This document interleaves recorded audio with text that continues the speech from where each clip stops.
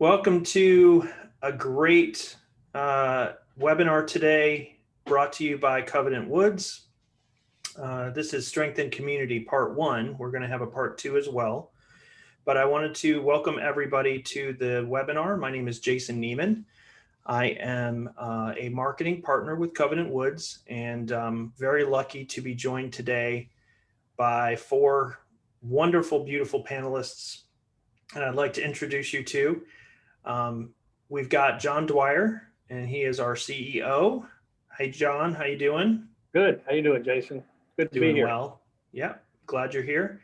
We've got Megan Tomes. Hi. She's our Director of Resident Services and Recreation. We've got Michael Sheff. How you doing, Michael? Excellent, thank you. Good to see you. For those of you that joined us on our first webinar, the dining webinar, you also got to see Michael out in the farm, which was really nice, and also a part of the agenda as well. And then I'd also like to introduce Anna Ford. She's our marketing manager. So happy you're here, Anna. Thank you. Good to be here. Yeah. Okay. So we're going to do some great things today. We're going to give you some information about Covenant Woods. And really what we're going to do is really kind of get into some conversations with the team here as it pertains to Covenant Woods and where we're headed in the future and what we're currently doing on campus right now, and really focused in on how our community is stronger together, both with our staff and our residents, and we really do live that life. So Anna, I was hoping maybe we could start with you, and you could give people just a little bit of a background of Covenant Woods for those people out there that maybe are just being introduced to Covenant Woods. I was hoping you could give us a little bit of an introduction. Sure. Thank you, Jason. I think something that separates Covenant Woods from other communities is that we are independently owned and led. And you'll hear a little bit about that today as we talk to our panelists. But we are what's called a life plan community, or you may be more familiar with the continuing care retirement community. And basically what that means is we're a residential community for adults 62 years of age or older. We are a life plan community, so we do help prospects right-size their residences and enjoy maintenance-free living, knowing that they have a continuum of care down the road should they need higher levels of care. We are specifically a CARF accredited community, and we're located in Hanover County and have 140 years of experience taking care of seniors. So as I said, we do offer life care for future needs down the road, but I hope today you'll hear a little bit about how our directors and staff help to make our seniors' lives a little better as they go into that new chapter.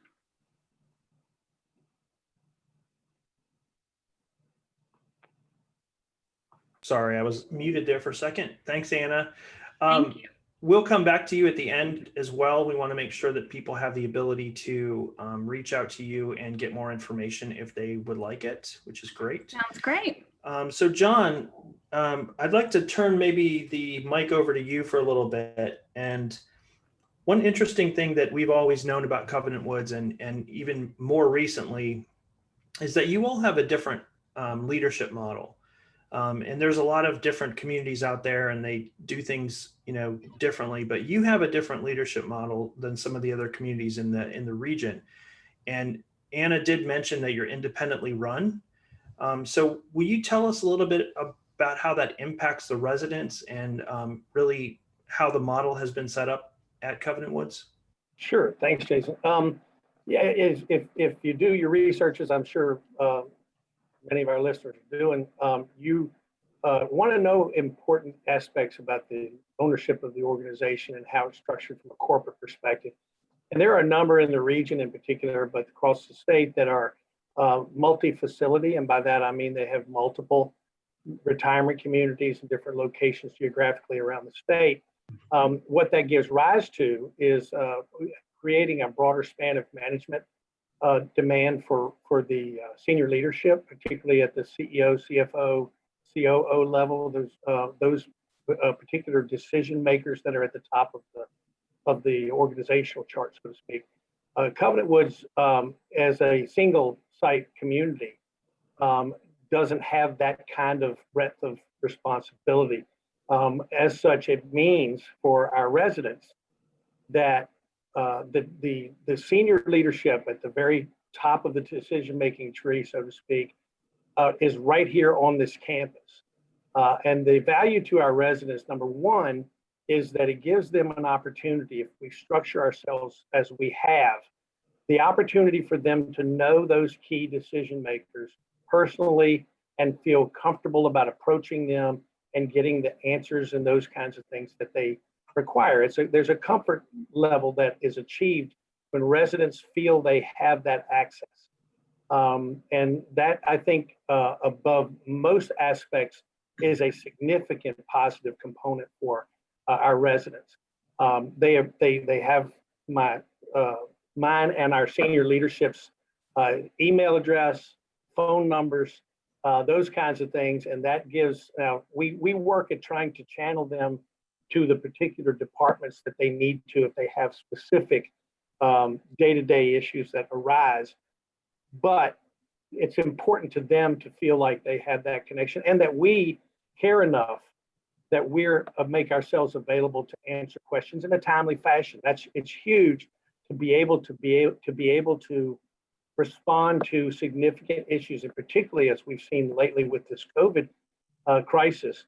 It's been exceedingly important for us to be timely in our ability to communicate with our residents as quickly as possible as things change on the ground, and that has been significant, particularly during the pandemic. Absolutely. And also one of the pieces that you really focus on is making sure that the residents themselves have a voice, both in being able to communicate with your team, but also in shaping the community and what the community looks like in the future. Right. Yeah, we have worked really hard at developing multiple avenues by which we would communicate with our residents. Different people have different needs or abilities, so to speak, in relation to their access to technology and their comfortableness with that technology and so on and so forth. Some people still require and prefer to have, hard copy stuffed in mailboxes and that kind of thing. So for us, in terms of trying to make sure we communicate up and down the line with our residents, we do that in multiple media. But in terms of the structure, we have a resident council that represents 15 members that represent, and they're voted on and elected by the residents, with various committees that are focused on landscaping, focused on gosh, now it comes off, I can't think off the top of my head, but they've got 12 or 13 different committees that focus on various aspects of community life. And the whole purpose of the council is to be a communication conduit between the residents and administration. In addition to that, we've developed in recent years what we call the Thursday Communique, and we publish that every Thursday, and it is specifically designed to give them a one-page document that tells what's going on next week in relation to maybe some maintenance issues that are going on, where we maybe, like, for example, recently we did power washing of the garage. We did spring cleaning and those kinds of things. When that's coming up, we used to stuff the mailbox with multiple memos. Now we've got one document it's talking about next week primarily. It's a great communication tool. We've got a monthly newsletter that our recreation department puts out that relates specifically to activities. Let's see, there's what we've been doing for a number of years, well, since before I came, is a Tuesday morning coffee.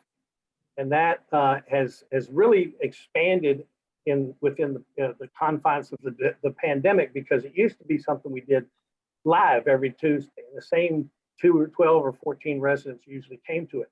Since the pandemic and not able to get together, we've been broadcasting it live on Tuesday mornings to the entire community.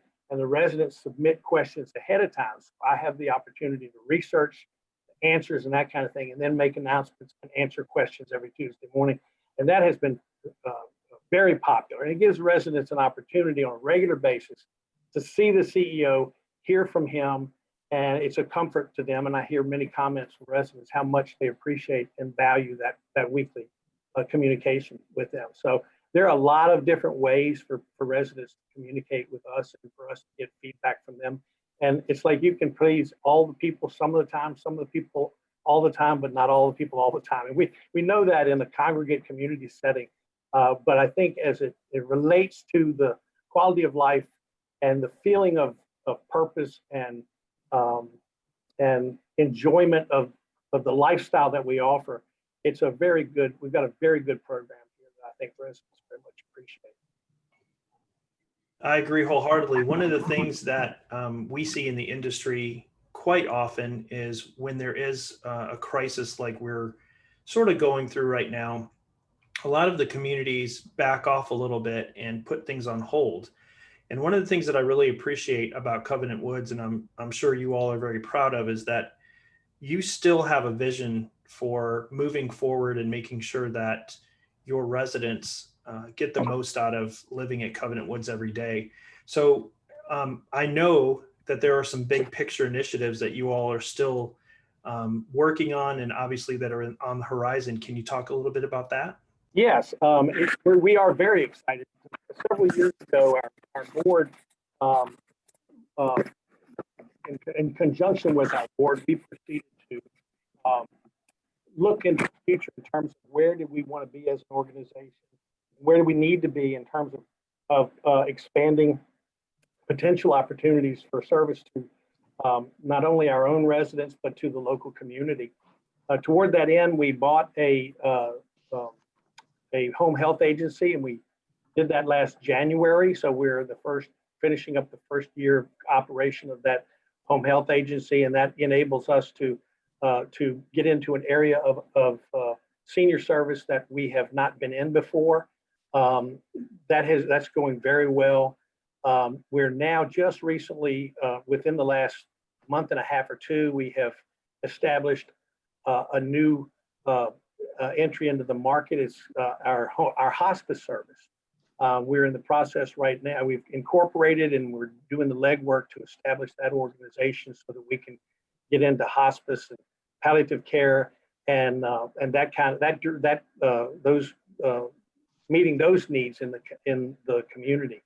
So in addition to that, we've got Mike Sheff here, our dining director, who has taken our dining program to new heights and has become a signature for our organization, and we're very proud of that. And to capitalize on that, we've started a commercial venture in giving into catering and taking the value of that expertise and performance out to the community in a different way, different from what many communities like us do. But we're excited about that opportunity. It certainly gives us an opportunity to also advance our farm to table program, which has been a huge success for our residents here on campus. So yeah, we pride ourselves in looking forward and trying to stay out on the cutting edge and keep our competition chasing us instead of us chasing them. And you do a good job of it, for sure, no doubt. I like how you gave me the I'll give you a $5 bill later there, John, to talk to other team members, which is always a nice thing there. And Megan, I'd love to maybe ask you a few questions about resident life in general. Sure. And obviously during these trying times, life has certainly changed on campus, not for just Covenant Woods, but for all communities out there. And obviously you are doing some innovative things, and really, how have you been proactive and forward thinking, both in senior living in general, and then also in the current situation that you're in? Well, firstly, I'd like to, John mentioned a lot of what we do that I think is particularly innovative, one being the farm to table.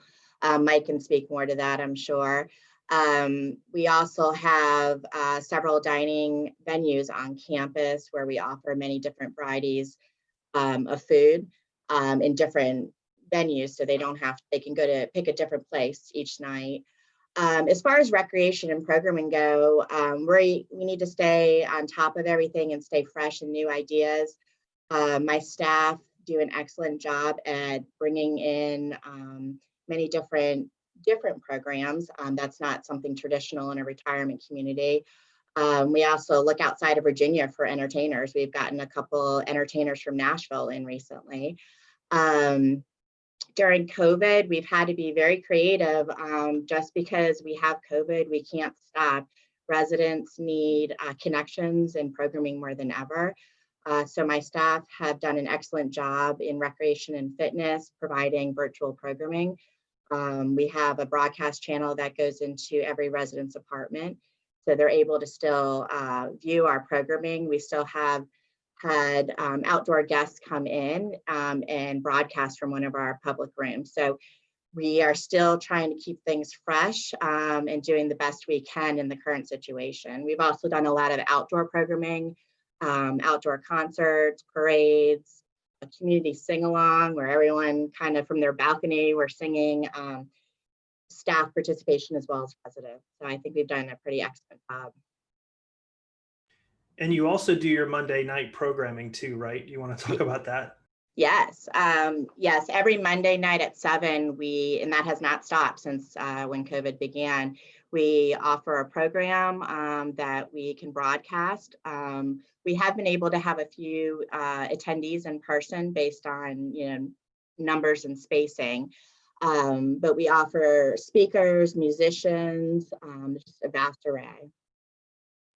One of the most difficult things during COVID, and obviously, we don't want to focus too much on it, but it is a reality at this point. But one of the things that you all do really well, I think, is you foster a sense of camaraderie amongst your residents. Maybe give us some examples and talk a little bit about that. Sure. We do have a new resident committee who is made up of residents, and they help to sponsor new residents. So when new residents are coming onto campus, they're not just left to figure things out on their own or just hear from staff. They're here to hear from their peers, and that has been a great addition. We also, between my recreation and fitness departments, they offer a diverse program. In fitness, we do land classes, water classes, circuit classes in our gym. Through recreation, we do creative art classes, we do educational speaker programs, musicians, outings. We have halted that right now for a time being, but our outings are very popular.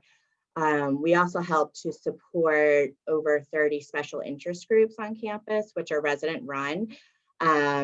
And that is amazing. We have so many expertise here on campus.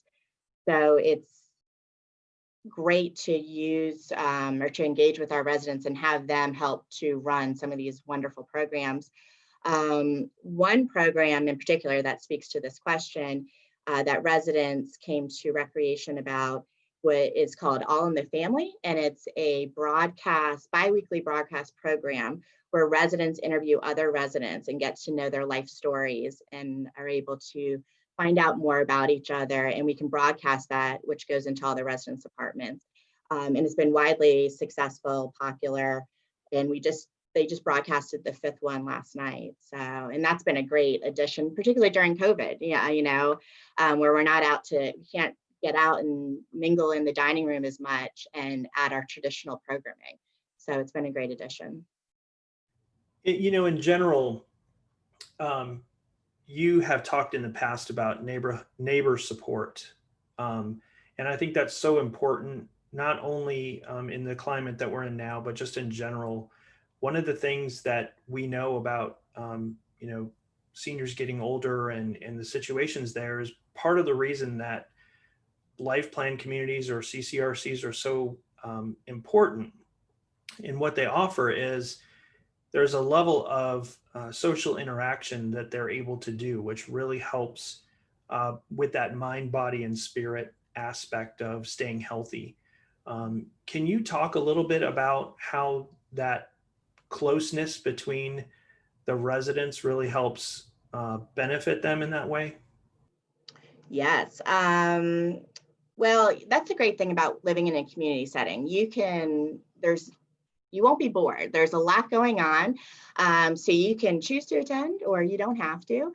You can attend things where you sit in the audience, or you can get out there and be part of the program. We do engage with our residents in that we meet with an independent living and activities committee monthly. So we hear from the residents what they want. So it's not the staff coming up with ideas for them. So it's definitely a shared responsibility where we find out from the residents what they're wanting and are able to offer that. I've seen firsthand, I've been here a very long time, and what I've seen the most is when, as folks get older and they start losing people in their lives,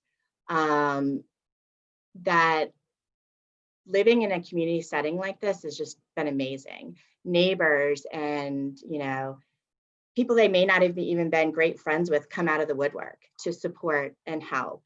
And that's the biggest difference I've noticed, when whether it's like a physical loss or a change in one of their abilities or health, it's the community setting I really notice has been a huge benefit to residents who otherwise, if they lived in a home, far away, or not connected to their neighbors close by, they are not pulled out of, their environment to kind of help them with coping. Absolutely. Yeah, Anna, I'm gonna do a quick shift over to you if I could, because I think this is a good segue into this question that's come through, and that is, can you talk about a little bit on how the family dynamic changes when a resident moves into the community and what that means for the extended family, the adult children, the grandchildren, things like that? Mhm. Sure. I mean, I think as I work with prospects, I tell them this is the best gift they can give their family, is to make the decision to move to a community like Covenant Woods. Because if you are visiting parents or loved one and that they're living in a freestanding home outside the community, you spend a lot of your time doing honey-do list, and helping with those things. Whereas if your loved ones are living in a community like Covenant Woods, all of that's taken care of, and you can just enjoy your time and your visit with that person. So as I said, it really is the best gift you can give your family.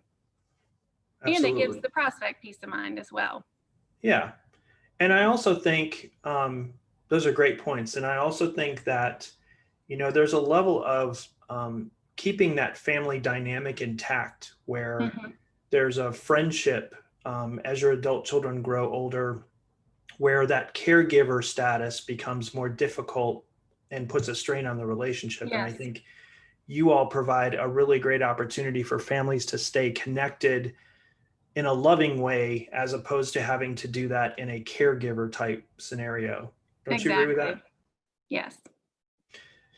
Great. All right. Well, now we've gotten to the point in our program where I wanted to at least make a couple of comments to the people that are watching, and that is at the bottom of your screen, there is a Q&A button. And if you click on that Q&A button, it'll allow you to actually send in some questions if you'd like, that we'll get to towards the end of our program, or we'll sprinkle them in. I had one come through, and I'll sprinkle those in as they come up in relation to what we're talking about. So now I'm going to switch over to Mike Sheff, and I wanted to talk and have you talk specifically about how dining plays that significant role. We've talked a lot about the social aspect of our residents, but how does your focus in on dining, that farm to table program that we talk so much about, how does that really relate to that social aspect of residents living at Covenant Woods? Well, as you've heard before, and Megan talked about that, and John talked about the farm to table program.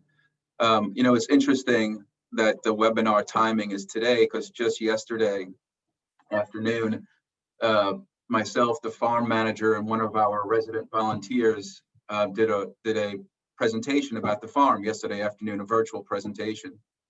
And we went through the history of the past 4 years with the program and talked about all the hundreds of hours of volunteer time and enjoyment that lots of residents have had with the farm program, and their own individual sort of gardens that they manage. It's a big space we have outside. That's a wonderful place for residents who enjoy the outdoors, utilize this space.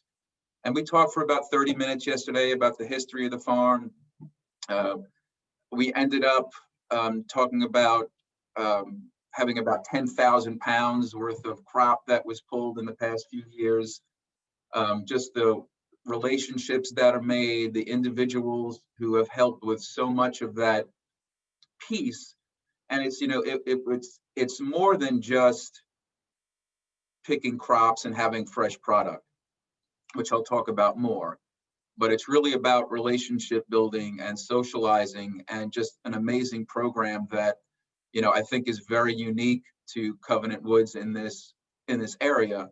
That's been very beneficial, not only to staff from a culinary standpoint, but to residents too, from socializing and being able to do something in a recreation aspect. The farm started 4 years ago. It would have not happened without the support of John, who's been always very supportive of the dining program. It was never about dollars. It was always about having this level of comfort that we were attempting and trying to serve the best possible, freshest product that you can find. A lot of communities, and I've worked at several, you know, have they like to tout at that they have a farm to table program, and which is fine. They purchase usually locally from a produce company, and they say it's a farm to table program, but it's not true as if we have here, the type we have here, where we have a 10,000 square foot farm, literally a few hundred yards away from our kitchen. So an amazing program, very proud of that. And obviously, the philosophy behind that we've talked a lot about in the past, and actually in our last webinar. But something we don't talk about as often is the variety of dining venues that you have at Covenant Woods, and how that truly affects having that more of a community feel as opposed to a single site entity. Yeah, it was.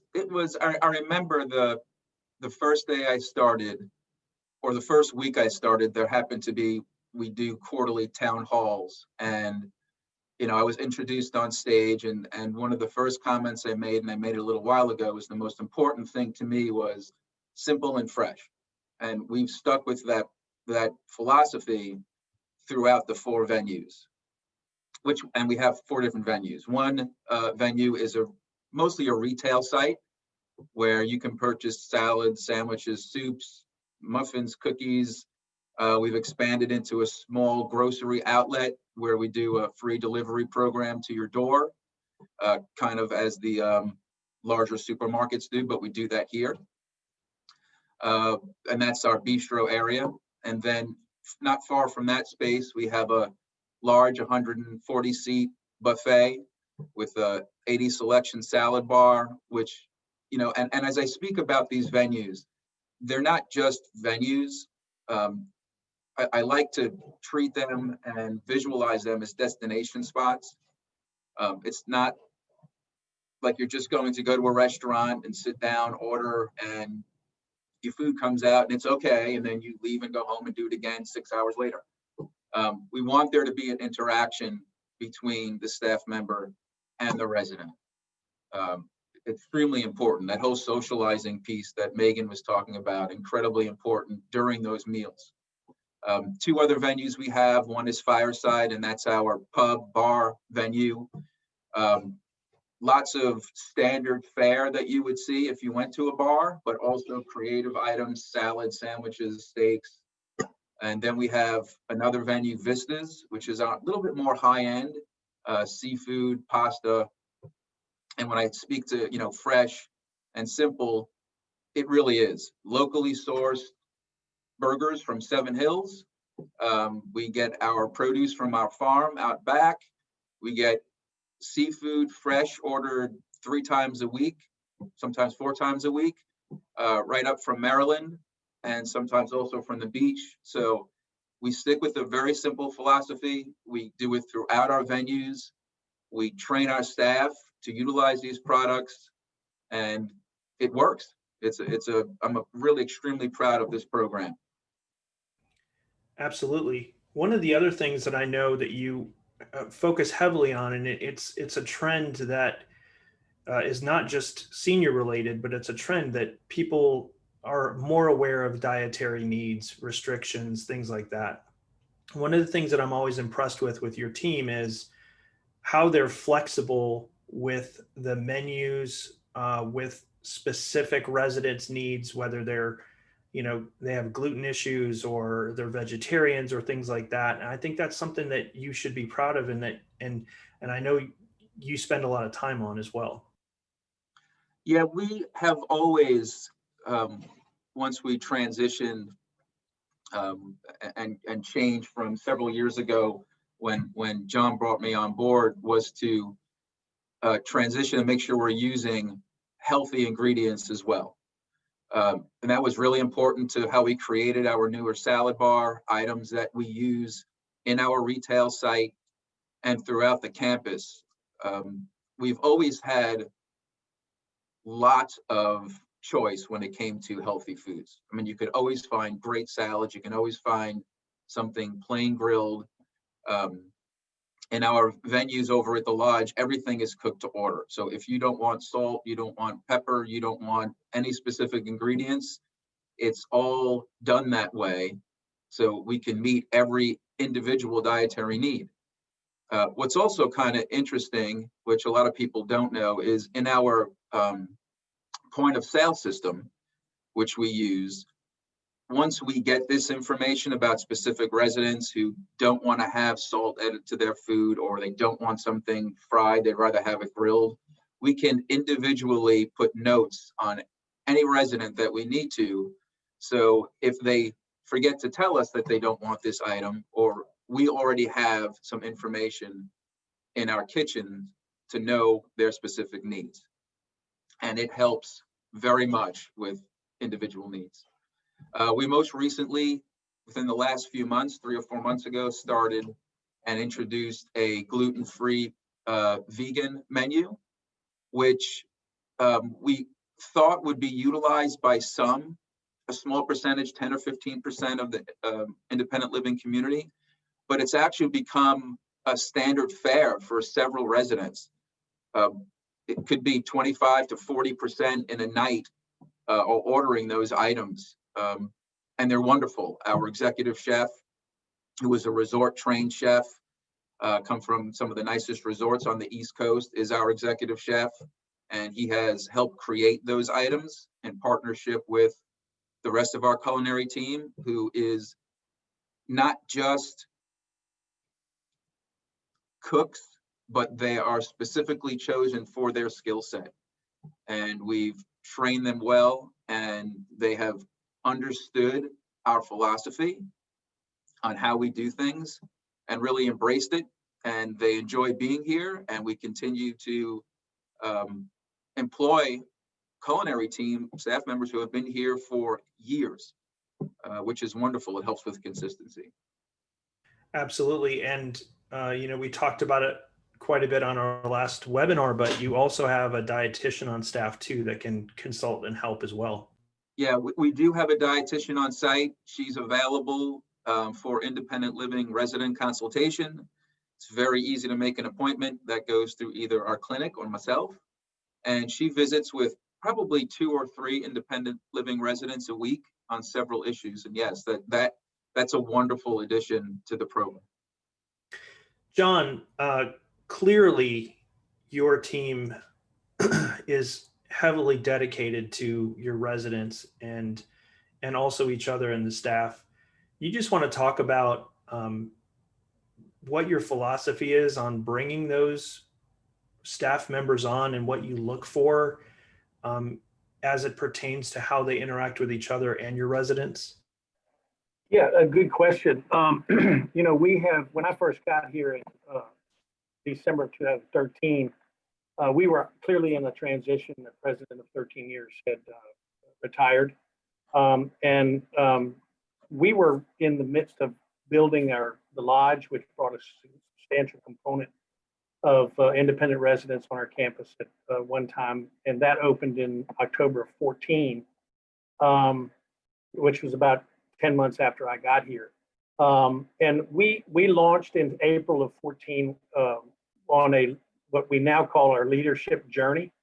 And of course, that focused primarily on the senior leadership team, directors, and up.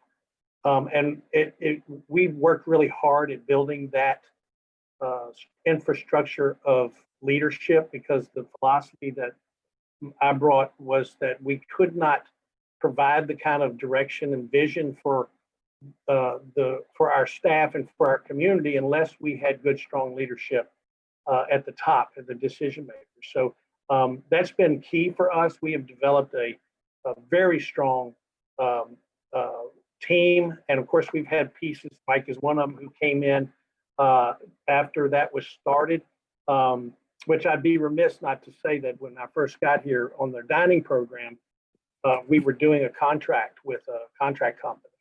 And the value to me in my career has been that, with the exception of about 4 years of my 33 years, I've always done dining in-house. And that's not something that's very rare nowadays. Most communities admit they don't have the expertise, so they farm it out to a commercial company to manage that component for them.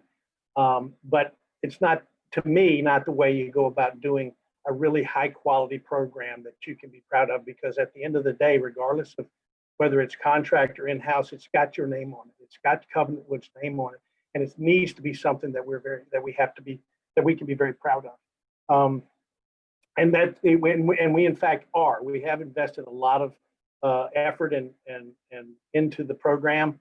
In our industry, among CEOs that I talk to and have been involved with for many years, we pretty much say that if you can get the landscaping and the dining right, you've got 75% of the problems in a community like ours taken care of. And if you come to our campus, you can see the beauty of our landscape. We've focused a lot of energy on that, on the beauty of our campus. And then, of course, if you come and experience Mike's program, then you know that we know what we're doing. And that's important, particularly for those who are looking for lifestyle and looking for a good way of living day to day. But in relation to carry that your question further, we focus a lot on not only leadership, but also empowering our staff and helping our staff even at the bottom level of our organization understand that we care about them as people, not just what they bring to the table in terms of performing to their job description, but truly taking an interest in them and their lives. I think during this pandemic, we've gotten a tremendous response from our staff about how receptive and responsive we've been to what they're going through in their lives at home, whether they've got a spouse that's lost a job or they couldn't work two jobs because they're both in healthcare and that kind of thing. We get a substantial response on our employee satisfaction surveys to tell us that 97% would recommend it as a place to work to their friends. 93% have overall appreciation for being able to work at Covenant Woods. We put a lot of emphasis and effort into that, because we know, as good of leaders as we might be, if we're top down all the time, it's not going to translate into better service to our residents. We've got to make sure that those folks that are doing the day-to-day, whether it's nursing, housekeeping, maintenance, dishwashing, those kinds of things, that those folks know that we care about them and that what they're doing is making a difference in the lives of our residents. So, top to bottom, I think we've really got a really good program going, and we have great leadership in key positions. And it's important to us when we bring in, particularly someone into a leadership role, that they are going to embody and be able to embrace, fit into the leadership model that we have set up. Because if we get folks that don't fit into that, then it doesn't make for good communication. And there's a lot of coordination that goes on a community and on a campus like ours. We're in hospitality, we're in property management, we're in health services. It crosses many, many industries. And if we're not very well oiled in terms of our communication between departments and up and down departments, then we could very easily get crossways, and that results in poor service to our residents. And that's not something that we can abide if you're going to maintain a strong position in a very competitive market like we are here in Richmond. Thanks for that. I know I threw you a curveball, but I'm glad you were able to address that appropriately. Megan, I wanted to throw a question to you that we've gotten. Can you talk about lifelong learning or continuing education for seniors at Covenant Woods and what opportunities they might have? Sure. We've had many different types of classes on campus, and it's based on just the needs of what our residents are wanting at the time. We have done, one seminar to 4 to 6 week long classes. We've partnered with schools before to bring in some professors to teach, and as well as my staff going out to seek experts in the field of whatever the residents are wanting at the time to come in and do series for us. We also, right now, we've been doing a lot of streaming educational programs through the broadcast channel, which has been pretty popular. Let's see what else. We've done a lot. Yeah, I mean, again, if the residents want something, we're going to figure out a way to get it. So whether it's bringing it on campus or we're going out and bringing residents to it. Great. Okay, well, what I'd like to do now is turn it back over to Anna and have you talk just a little bit more about how, if somebody wants to get in touch with you, if somebody wants to have a little bit further conversation and talk about what the current situation is like and how to navigate that process, I'd love to ask you to just talk about that a little bit. Yeah, well, I want to thank everyone for joining us today, and particularly our panelists. Everything was very informative, and I know that I hope everyone learned a little something today. But if you would like to come to Covenant Woods, we would love to have you on campus. Come have a meal with us. Come see our beautiful grounds. Learn about all the cultural programs that we do offer through our Recreation Services Department. And you can get in touch with us through our website or by giving us a call. And certainly keep an eye out in the mail and your email for our upcoming webinar series. We have 2 more in the Smart Seniors series. So we hope you'll join us for those. But absolutely, would love to meet you. Appreciate you taking the time today. Yeah, and one of the things that I'd also like to point out is if you'd like to see the previous webinars that we've done, you can go to covenantwoods.com/events. That is a /. People like to say /, but it's not that, it's a /. So covenantwoods.com/events. And you guys have done a great job of putting those up and making those available after. And this one, if you'd like to share this event as well, we'll be putting the recording up on the landing page as well so that you can share that with people, friends, family, whatever you might want to do. So thank you so much. Please check that page as well for upcoming events. We do have your email and we'll be sending you some information in regards to the next events. I'd like to thank John. Thank you so much for joining us today. I know you're a busy guy and you've got a lot going on at the community, but we really appreciate the time you've spent with us. Megan, absolutely thank you very much as well. I know you're busy and you've got your team members running all over the place doing different things. And Michael, obviously your staff is always more than happy to step up and help us out whenever we're trying to communicate with the outside public. So we appreciate everything that you do and the time that you spend as well. So thank you so much, everybody, for joining us today. We hope everybody stays safe. And as we're getting into the winter months, you have an opportunity to meet with your families and do the things that you can, hopefully Stay safe, and we will see you on the next event. So thank you very much. And if my panelists wouldn't mind staying on for just a minute, just love to wrap up and make sure that our recording goes well. And thank you again for joining us. We'll see you next time. Thank you. Bye.